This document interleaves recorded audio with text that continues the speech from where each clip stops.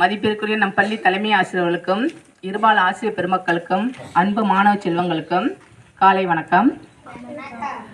ஒரு எக்ஸாமுக்கு பரீட்சை ஆரம்பிக்குது. ஆசிரியர் கொஸ்டின் பேப்பர் கொடுக்குறாரு மாணவருக்கு. எல்லாரும் கொஸ்டின் பேப்பரை வாங்கி பார்க்குறாங்க. அது 8 கொஸ்டின் இருக்குது. அதில் எவையேனும் 4க்கு பதிலளித்தால் போதும். ஏன்னா காலேஜில் அப்படி தான் கேட்பாங்க.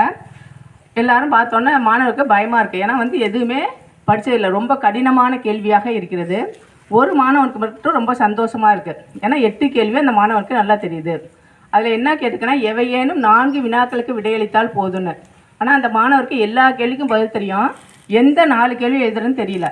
அதனால் என்ன பண்ணுறாரு, அந்த 8 கேள்விக்குரிய வினாக்களையும் எழுதி முடிக்கிறாரு. எழுதி முடிச்சுட்டு கடைசி வரியாக எதையேனா 4 விடைகளுக்கு மதிப்பெண் போட்டால் போதும்னு எழுதியிருக்காரு. அந்த ஆசிரியர் படித்து பார்க்குற அவருக்கு ரொம்ப ஆச்சரியம். ஏன்னா அவ்வளோ அருமையாக இந்த மாணவன் எழுதியிருக்கிறாரு.